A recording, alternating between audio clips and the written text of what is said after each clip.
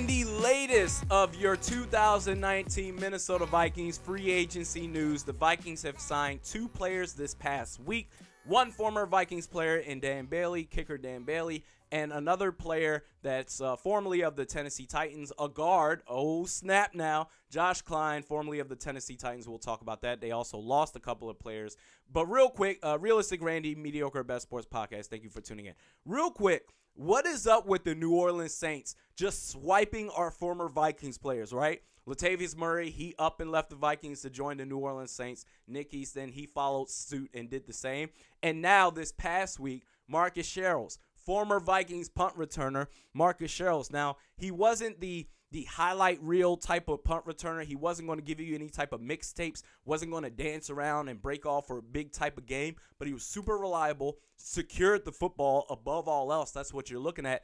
I don't think, if he has fumbled the ball in the punt return, I can't remember the last time that he did it. So, you know, Marcus Sherels is not a huge loss. I think you can have guys like a Chad Beebe, a Mike Hughes, or a Holton Hill. I've seen some people even suggest an Amir Abdullah to replace a Marcus Sherels in the punt return game. And for the sake of value, I think you can actually replace him, not just because, oh, anybody can go out there and take punt returns, but you can actually have guys that have a position listed on their name to actually play that position. So Marcus Sherels, he was technically listed as a cornerback. You never want him out there playing cornerback unless it's a super emergency situation. All your other cornerbacks, they're just down for the rest of the year, and that's just who you're left with. Whereas the case with Amir Abdullah, he can be an okay RB3. Chad Beebe, he can be your wide receiver 3.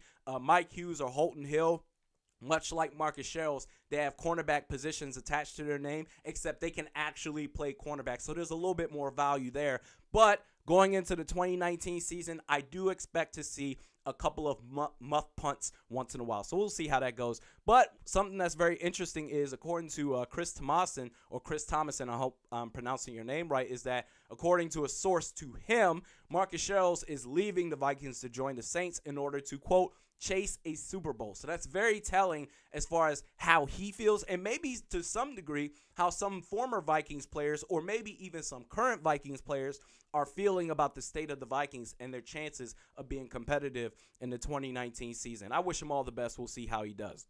Going into Vikings players that they picked up, Dan Bailey is coming back. He is going to be your kicker for the 2019 season. It's a hell of a lot better than drafting a kicker, I'll tell you that. After that Daniel Carlson saga, and then even with Blair Walsh going back before that, I just don't want to see the Vikings draft any more kickers. I think lately the kickers that are getting drafted, they've just been terrible. From the San Diego Chargers to the Tampa Bay Buccaneers, they've gone through like super young kickers where they just completely screwed up on the big stages. So I don't want to see that anymore. Dan Bailey, he's got a history of being a very, very good kicker. Last year, maybe it was an anomaly. I don't know. We'll see how it goes. Mike Prefer is no longer the special teams coach.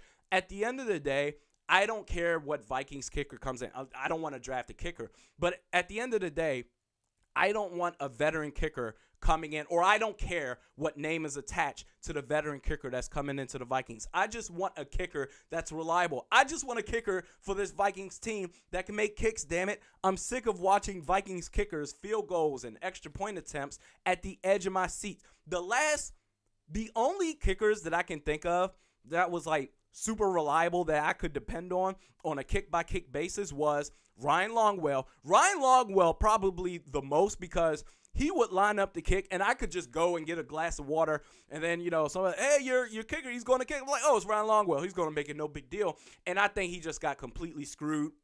They cut him and ended up drafting Blair Walsh. We all know how that turned out. And the other Vikings kicker that I could rely on to a lesser degree was Kai Forbath, because even if he missed kicks, normally with kickers, it's such a mental game, whereas if you miss, it's kind of like an open court miss layup. Once you miss one, you're in your head the rest of the game. Kai Forbath could miss a kick, but he'll still be in the game. And after that 53-yard field goal attempt to put the Vikings up 23-21 against the Saints in the divisional round of the 2017 playoffs with a minute and a half left, that was some good stuff. You want to talk about clutch? That's a clutch-ass kicker right there, to where I thought in my eyes, I was like, we're straight at the kicker position. But then Rick Spielman is like, no, we need to upgrade a kicker, and we're going to go and draft Daniel Carlson. We all saw how that went. But you know what, Daniel Carlson, he did pretty good with the Raiders. But I would argue that we'll see how he does next year. I would argue that there was a lot less pressure on the Raiders compared to this Vikings team who has Super Bowl aspirations in 2018. At the end of the day, I just want a kicker that can make kicks. That's it. Nothing else to it. The other player that they brought in, Josh Klein, a guard, formerly of the Tennessee Titans. He is now going to be a guard. And you know what's funny? I think now that they've brought in Josh Klein, I think this all because he's getting paid, according to Spotrac.com. Josh Klein is getting paid. He's on a 3-year deal. He signed a 3-year deal with your Minnesota Vikings for just over $15.5 million. That's an average salary of almost just under $5.5 million per year. You're not signing a backup to that type of money, so clearly he's going to be the starter, presumably at right guard. Clearly he's going to be the starter. Okay, fine. Now, with that said, I think that pretty much just guarantees that your Vikings are going to take a defensive player in the first round, and then maybe in the second or third round, they'll take an offensive lineman. I'm done sitting here just getting all worked up about these moves and, this is ridiculous, because I'm just going to sit back and see how this plays out for potentially the last year. Well, certainly as far as the last year of their contract are concerned, as far as being on the hot seat, Rick Spielman, Mike Zimmer, he's technically not on the last year, but he is on a hot seat year as well. I'm just going to see how this plays out. At first, I wanted to trash this signing. Now, actually, before I get into that, something that I look at, because I don't know a damn thing about Josh Klein at all. When it comes to players that the Vikings will sign on, and I've never heard of them before, I like to look at a couple of things, really 2 things. Number one, the stats. All right, what do the stats tell me? I think that's a good, or in the case of offensive linemen, because if you go on like Pro Football Reference or something like that, there's not too many websites that will list how many sacks an offensive lineman have given up or how many pressures or anything like that. Pro Football Focus is probably one of the main ones that I look at. And then fan feedback. So how do the fans feel? Because they're used to watch, as far as former fans of that former play or that team's or that player's former team, of those fans, how do they feel? Because they've been watching that player every single game throughout the previous year or however long that they've been there. So as far as stats and grades are concerned, Josh Klein from Pro Football Focus last year, he got a grade of a 58. And according to their little color code bar system, he's an average guard. Okay, so that I say, okay, all we need is average offensive lineman. No big deal. That seems to be okay. The problem is when you have an average offensive lineman out the gate, it could go either way. It's like, it could go really bad or it could be relatively decent. We'll never know. But then also Pro Football Focus, the Vikings, so at PFF_Vikings on their Twitter account, they ranked Josh Klein's career overall grade rankings for the last, looks like 6 years. Yeah, the last 6 years, 2013 all the way up to last season's 2018 season. So we'll do the last 3 seasons. So actually, no, we'll do the last 4. So 2015, he had a 34 grade. He was ranked as the 34th best guard in the NFL. 2016, he took a dip to 40th. And in 2017, he rose up. He actually got a little bit better, according to Pro Football Focus, to the 31st ranked offensive guard in the league. And then last year, he ranked as the 53rd overall guard. So it's a little bit like the last 3 years before 2018, he was actually not bad to really good or pretty good, to where in 2018, not so hot. So I'm saying to myself, I wanted to trash that signing because it's like, you're just bringing on Mike Remmers. This is basically a Mike Remmers clone, whereas, he doesn't look that great. His grades are, it could go. And the last year, he wasn't that well. And then when you look at the fan reactions, the fans' reactions as far as Titans fans, they seem to be happy about him leaving, much like when Carolina Panthers fans, they were happy to see Mike Remmers go. And interesting enough, this guy's name, Paul Kuharski, he covers Nashville sports teams. He covers including the Tennessee Titans. He said, reacting, he quote tweeted, Alan Bell 247, the Minnesota Vikings have signed former Titans guard Josh Klein to a 3-year, $15 million deal, to where Paul Kuharski tweeted out his agent, quote, his agent is clearly excellent. Okay, so that's very telling as far as how the fan base and how the media feels about Josh Klein. So again, I wanted to trash this signing, but at the same time, I need to be fair about this. 2 years ago, when they brought on Mike Remmers, I saw the same thing, PFF grades, the fan reaction. It wasn't looking real favorable for the Vikings. It looked more like patchwork offensive lineman signings. And I wasn't really trashing it. I was just more like, I'm concerned about this pick or this signing of Mike Remmers. I don't know that it's really going to work out. But to my surprise, under Pat Shurmur, came in, and in the 2017 season at right tackle, he was average, and that's all you needed. That offensive line was pretty good that year for Sam Bradford and Case Keenum for that 2017 year going up to the NFC Championship game. Okay, fine. Maybe that's going to be the same situation under Gary Kubiak's regime. Maybe Josh Klein is going to be relatively decent. I'm not going to sit here and, rain on the parade of the Vikings. Maybe this could work out. But I think ultimately, for me, I was still taking offensive lineman in the first round. But I think for me, based on the track record of the Vikings, they're going to take a defensive player in the first round and then take offensive line after that. So we'll see how he does.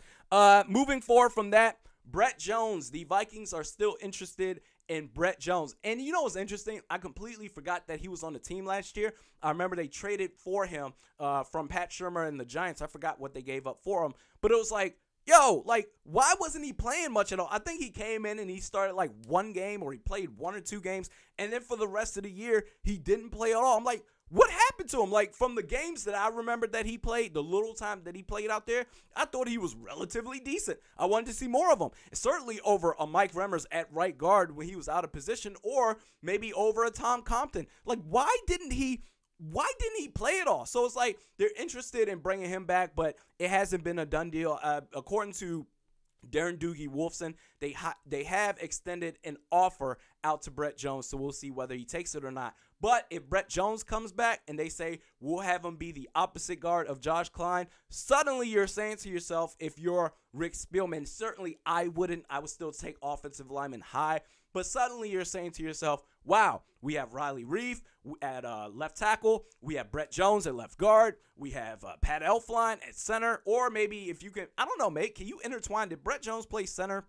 Maybe intertwine Pat Elflein to guard. But either way, Riley Reef, Brett Jones, Pat Elflein, Josh Klein, and Brian O'Neill. Suddenly our offensive line is fine. I don't think it is. I think you need to do a little bit more than that, especially for depth. But suddenly you can see yourself saying, if this does work out under Gary Kubiak's regime, this could be good. Now, the one thing I will say as far as Josh Klein is concerned, I've seen a couple of all 22 film reviewers when they say, well, this is a different scheme, zone blocking scheme, whereas the Titans last year, they ran some sort of man blocking scheme, and that's not where Josh Klein is good at. However, and I was like, okay, maybe this could work out, kind of like Mike Remmers, right? And then Josh Klein said himself that the Vikings, they run a similar outside zone blocking scheme like they did in his last year with the Tennessee Titans. So it's like, if it's a similar scheme like you did with the Tennessee Titans your last year where you were bad, are you all of a sudden going to be bad for us too? So I'm a little bit concerned. I'm not going to rain on the parade. We'll just have to see how it plays out. Brett Jones, we'll see whether he re-signs with us or not. Also, another player, we talked about losing Marcus Sherels this week. Another player that the Vikings lost out on is Trevor Siemian. The Vikings were going after Trevor Siemian. They wanted to bring him back, and now reportedly they're interested in Sean Mannion for the backup quarterback position. Okay, so Trevor Siemian, he signed with the New York Jets. And Sean Mannion, we'll see how. I've never heard of Sean Mannion before. I don't even know if I'm pronouncing his name right. Mannion. They're interested in him to back up Kirk Cousins. And to that, I say, you know that scene in The Office where Michael Scott, he's talking about, I forgot what season this was in The Office. Michael Scott, he's talking about, let's do a poker type of tournament for the kids, for like high school or elementary kids, or we'll do it to raise money for them and blah, blah, blah. And we're going to do a poker tournament and blah, blah, blah. And then Toby came out of nowhere, and everyone was like, oh, yeah, that could be kind of interesting. And Toby, the HR rep, he came out of nowhere, and he was like, actually, we can't do that. You know, it might be illegal to gamble, and it's for kids, and it's just too many legality things that could be done there. We shouldn't do that at all. Do I need to continue on? I think we shouldn't do this at all. And Michael Scott just looked at him with a straight face and went, why are you the way that you are?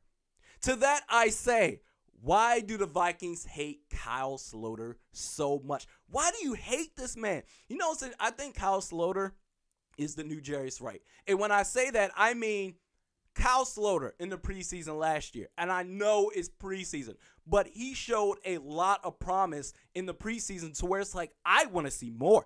I want to see more of this dude. This dude, and the fact that like we were going after Trevor Siemian, I just don't understand that when you have Kyle Sloter right there, because something with this Vikings team is that when it comes to players or the name, they'll kind of grade above or they'll value higher players based off of their name or their potential more than the game itself. As far as Trevor Siemian is concerned, he does have a ton of experience, but I've seen enough of Trevor Siemian to know to where if Kirk Cousins goes down, I know this is the case for typically any season for any team.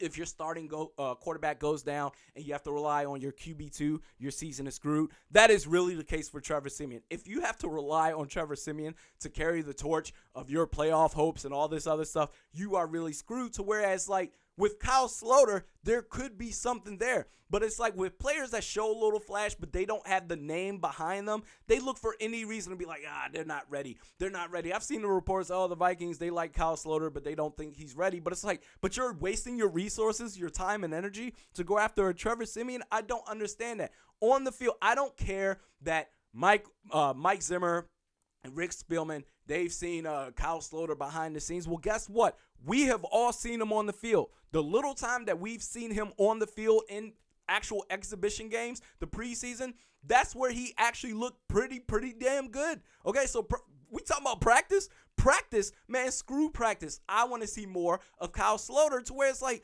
yo, every which way, the only thing that Trevor Siemian has over Kyle Sloter is experience. Everything else, Kyle Sloter has shown to be better than Trevor Siemian as far as talent, his accuracy, the zip on his throws, the zip on his passes, his swagger, his poise under pressure, his ability to move around in the pocket, the ability to just be a pretty solid playmaker.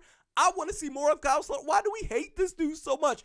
Give this man a chance. I am not going to tolerate any slander towards Kyle Sloter. In fact, I might need to put together a mixtape as far as comparing Kyle Sloter to Trevor Siemian. I just don't understand why we waste our time and energy going after guys that aren't necessarily that great, but players that show a little bit of flash or some promise there, we look for any reason to put them down into the ground. And I posted this on Facebook and Twitter, and the masses, or not the masses, but a lot of this has been common. The responses are, he has zero experience. He has no experience. Well, guess what? That's like going after a job, right? If you never had a job before, you got to get a job to gain experience. So we're going to hold this over this dude forever. Give him a chance. That's all we're saying. I think he could be pretty good based on what I've seen. I know it's a small sample size, but it's enough to where it's like you owe it to this organization. If you want to put together the best team to win, Kyle Sloter could possibly be that. You need to find out. Sean Mannion, Trevor Siemian, what the hell are we doing here? So anyway,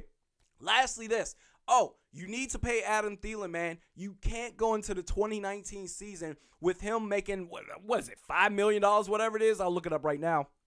You can't go into the season giving this dude, or basically underpaying the hell out of this dude, Adam Thielen, to where he's getting paid, according to Spotrac.com, going into 2019, he has a cap hit of $8,100,000. He deserves more than that. He deserves to be paid on par with a Stephon Diggs. I would say at least that. You need to pay this dude. You can't go into the season I guess, especially with his agent coming out and saying he deserves a pay raise, you can't go into the season saying, okay, we'll deal with it later. This dude needs to be paid. Other players are going to be watching this, especially your best players. You need to take care of them unless you feel like you can replace that player, but you cannot replace Adam Thielen or Stephon Diggs when it comes to Kirk Cousins.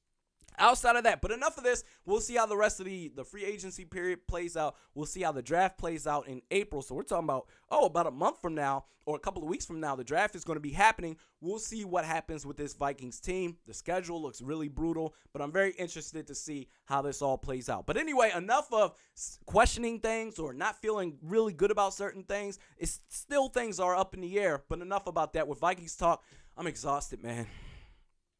Let's check in on Matt Kalil. Circumstances surrounding Matt Kalil, the Carolina Panthers starting left tackle, has now been resolved. I'm told he was informed of his release just a couple minutes ago. So Matt Kalil was released by the Carolina Panthers a few days ago, or a week ago, whatever that was. And now on Friday, as of yesterday, he is signed with the Houston Texans. I know a lot of people like to make fun of me when I say I think I could be at least an average general manager in the NFL, because I'm not a capologist by any means of the stretch.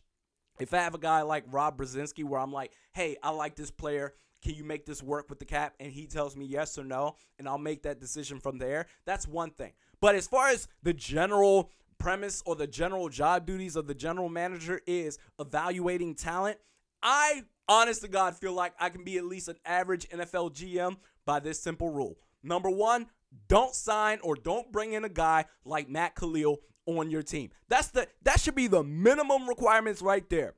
Matt Kalil, and this goes against the Vikings, this goes against the Carolina Panthers, and now the Houston Texans. Going back to the Vikings, drafting him was not a mistake. At the 4th overall pick in the draft, this dude was thought to be a left tackle for the future of whatever franchise that he was going to go to. Everyone thought that he was going to be a beast coming out of USC. No sweat off my back from there. My problem with the Vikings was they signed this dude to a 5th-year option in the 2016 season where he got – no, wait. Where are we talking about?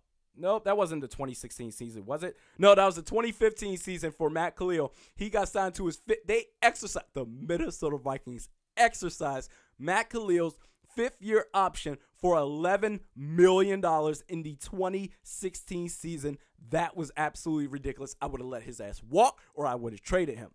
Then in 2017, after he became a free agent, the Carolina Panthers signed this dude, Matt Kalil, to a 5-year, $55.5 million contract with $31 million guaranteed for Matt Kalil. Are you? And I said at the time, you guys are nuts. Every single time, every step of the way, the 5th-year option, the 5-year deal with the Carolina Panthers. I'm like, this is absolutely nuts for this team, to where now the Houston Texans, who had a terrible offensive line last year, and you've got your franchise quarterback in Deshaun Watson, and you're telling your fan base and you're telling Deshaun Watson, listen, we are going to improve the offensive line by bringing on Matt Kalil, and the excuses for this dude every year. This time I'm better. I'm healthy now. I had to do this. I had to do that. I can be great and all this stuff. But you consistently suck on the football field. That's what I'm saying. I don't think I'm going to – people say, oh, Randy thinks he knows it all. No, I don't. I'm not saying that at all. I'm wrong at times too. But damn it, when it comes to if you are at a high-ranking position and you're making way more money than me, you should be demonstrating skills to where it's like, oh, clearly, I'd have no business even thinking that I can do this job. But when you got general managers and executives out there that say, we are going to bring in Matt Kalil's bum ass to play left tackle, that's where I'm like, all right, I'm qualified. Where's the job listings at? Where the general manager job listings at on Indeed.com? Let me sign up, man. That is absolutely crazy. So anyway, this was a lot of fun. Oh, yeah, last week we did YouTube Live. We streamed on YouTube Live on this YouTube channel. That was really fun. I will be doing that a lot more often. That was my first time doing it last week, but I'll be doing that more often. Maybe once a month or once every other week. We'll see how it goes. I like interacting with you guys. That was a lot of fun. Keep it up. But anyway, we do this twice a week. Mediokr Best Sports Podcast with Realistic Randy. On this Saturday, we just recorded this. My next podcast will be on Tuesday on the Score North channel. That's Score North, SKOR North. Twitter at @realistic_Randy. Facebook at @realistic Randy. We will see you on Tuesday.